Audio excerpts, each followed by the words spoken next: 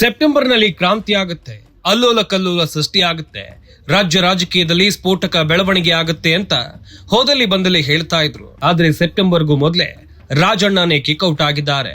Congress high command ಕೆಂಗಣ್ಣಿಗೆ ಗುರಿಯಾಗಿ ಈಗ ಮಂತ್ರಿ ಸ್ಥಾನ ಕಳೆದುಕೊಂಡಿದ್ದಾರೆ.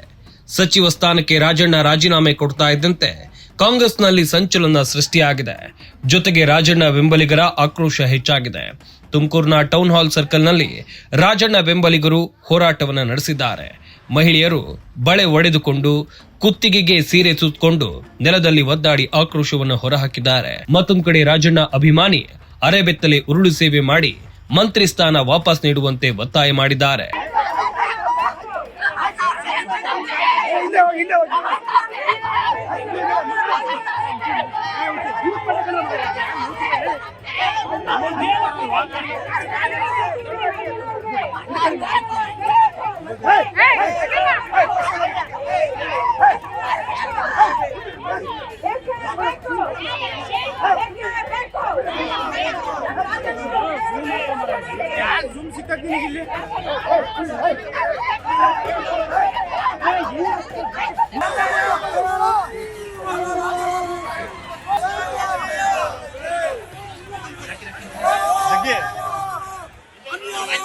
ನಾಗೇಂದ್ರ, ರಾಜಣ್ಣ ಈಗ ಇಬ್ಬರು ವಾಲ್ಮೀಕಿ ಸಮುದಾಯದವರನ್ನೇ ಕಾಂಗ್ರೆಸ್ ಸರ್ಕಾರ ಸಂಪುಟದಿಂದ ಕೈಬಿಟ್ಟಿದ್ದಾರೆ.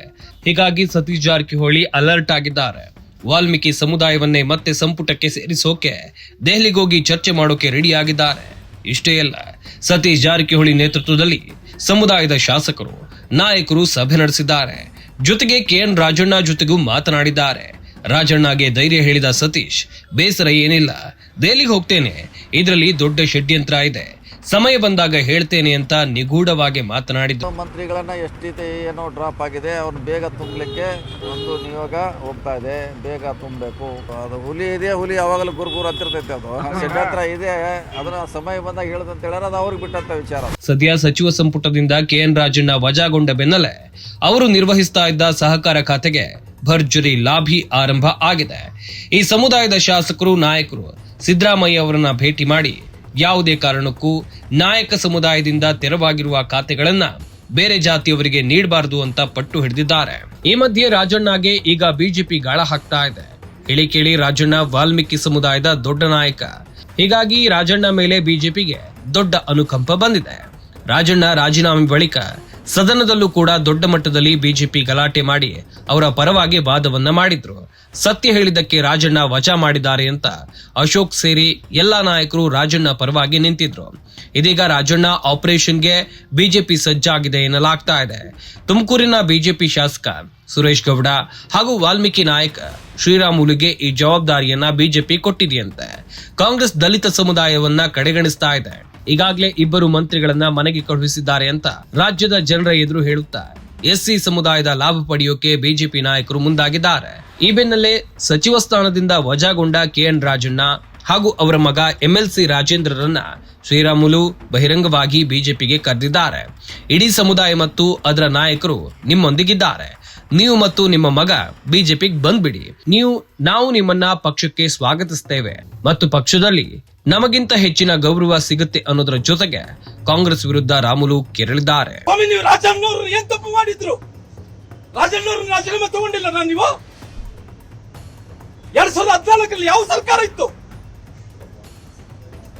ಇವತ್ತು 2014 ಯಾವ ಸರ್ಕಾರ ಇತ್ತು? ಅವತ್ತು ಕೂಡ ನಿಮ್ಮ ಸರ್ಕಾರ ಕಾಂಗ್ರೆಸ್ ಸರ್ಕಾರ ಇತ್ತು. 2024-25 ನಿಮ್ಮ ಸರ್ಕಾರ ಇದೆ. ನೀವು ಕತ್ತೆ ಕಾಯ್ತಿದ್ರಿ. ಇವತ್ತು ರಾಜಣ್ಣವ್ರು ಏನ್ ಹೇಳಿಕೆ ಕೊಟ್ರು? ರಾಜಣ್ಣವ್ರ ತಪ್ಪು ಹೇಳಿಕೆಯನ್ನು ಕೊಟ್ರ? ನಿಮ್ಮ ಸರ್ಕಾರ ಇರುವಂತ ಟೈಮಲ್ಲಿ ಎಲೆಕ್ಟ್ರಿಕ್ ರೋಲ್ಗಳ ವಿಚಾರದಲ್ಲಿ ನೀವು ತಪ್ಪು ಮಾಡಿದ್ರೆ ಹೇಳಿದಕ್ಕೋಸ್ಕರವಾಗಿ ರಾಜಣ್ಣವ್ರಲ್ಲಿ ಇವತ್ತು ರಾಜೀನಾಮೆಯನ್ನು ತಗೊಂಡ್ರಿ.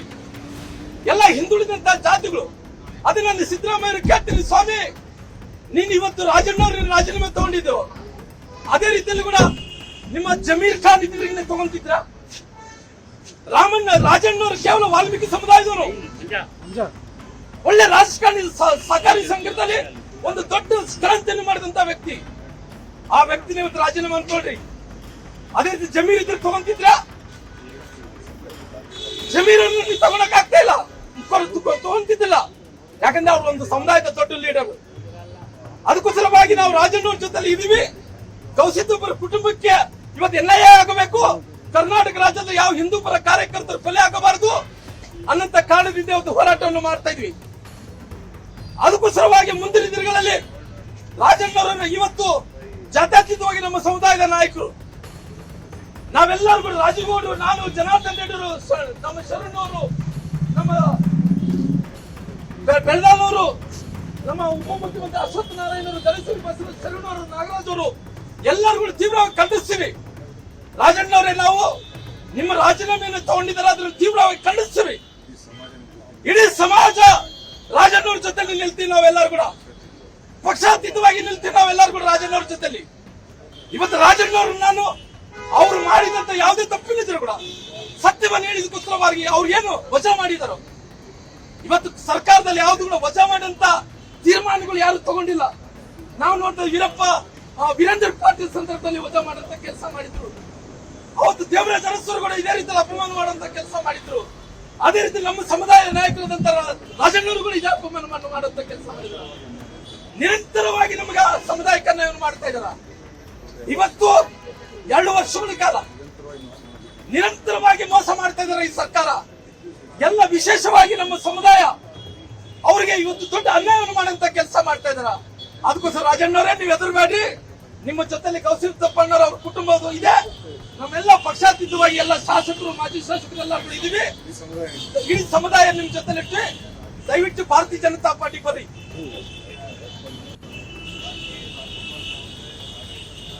ದಯವಿಟ್ಟು ರಾಜಣ್ಣರೇ, ನೀವು ನಿಮ್ಮ ಮಗ ನೀವು ಭಾರತೀಯ ಜನತಾ ಪಾರ್ಟಿ ಬರ್ರಿ. ನಾನು ಶಿವನಗೌಡರು, ನಮ್ಮ ರಾಜೇಗೌಡರು, ನಮ್ಮೆಲ್ಲ ನಾಯಕರು ನಮಗೇನು ಗೌರವ ಸಿಗ್ತೈತನೋ ನಮ್ಮ ಹೇಮಲತ ನಾಯಕರು ಎಲ್ಲರೂ ಸೇರಿ ನಮಗಿಂತ ಜಾಸ್ತಿ ಗೌರವ ಕೊಡುವಂತ ಕೆಲಸ ಮಾಡ್ತೀವಿ. ನಿಮ್ಗೆ ಸ್ವಾಗತವನ್ನು ಕೂಡ ಮಾಡುವಂತ ಕೆಲಸ ಮಾಡ್ತೀವಿ. ಸದ್ಯ ವಾಲ್ಮೀಕಿ ಪೀಠದ ಸ್ವಾಮೀಜಿಗಳು ಕೂಡ ರಾಜಣ್ಣ ವಿರುದ್ಧ ಕ್ರಮ ವಿರೋಧಿಸಿದ್ದು, ರಾಹುಲ್ ಗಾಂಧಿ ಮತ್ತೊಮ್ಮೆ ಪರಿಶೀಲನೆ ಮಾಡಬೇಕು, ಮಂತ್ರಿ ಸ್ಥಾನ ವಾಪಸ್ ಕೊಡ್ಲಿ ಎಂದಿದ್ದಾರೆ. ಒಂದ್ ಕಡೆ ಪಕ್ಷದೊಳಗಿನ ಸಿಟ್ಟು, ಮತ್ತೊಂದ್ ಕಡೆ ಬಿಜೆಪಿ ನಾಯಕರ ಆಹ್ವಾನ. ಇದೆಲ್ಲದರ ಮಧ್ಯೆ ರಾಜಣ್ಣ ಏನ್ ಮಾಡ್ತಾರೆ ಅಂತ ಹೇಳಿ ಕಾದ್ ನೋಡ್ಬೇಕಿದೆ. ರಾಹುಲ್ ಗಾಂಧಿ ಅವರಿಗೆ ಹೈಕಮಾಂಡ್ಗೆ ಒತ್ತಾಯ ಮಾಡುವಂಥದ್ದು ಏನಪ್ಪ ಅಂದರೆ, ನೀವು ಸರಿಯಾಗಿ ಮಾಹಿತಿಯನ್ನು ಪಡ್ಕೊಂಡು ಮತ್ತೆ ಅವ್ರನ್ನ ಸಚಿವ ಸಂಪುಟಕ್ಕೆ ಸೇರಿಸ್ಕೋಬೇಕು ಅಂಥೇಳಿ ಸಮಾಜಕ್ಕೆ ಒಂದು ಮತ್ತೆ ನ್ಯಾಯವನ್ನು ಒದಗಿಸ್ಕೊಡ್ಬೇಕಂತ ಒತ್ತಾಯ. ಪ್ರತಿಯೊಬ್ಬರು ಕೈಯಲ್ಲಿ ಇಟ್ಕೊಂಡು ಸಾರ್ತಾ ಇದ್ದಾರೆ. ಇವತ್ತು KNR ಅವರಿಗೆ ಅಷ್ಟು ಯಾರೋ ಒಬ್ರು KNR ಆಗಿಲ್ಲ, ಇಷ್ಟು KNR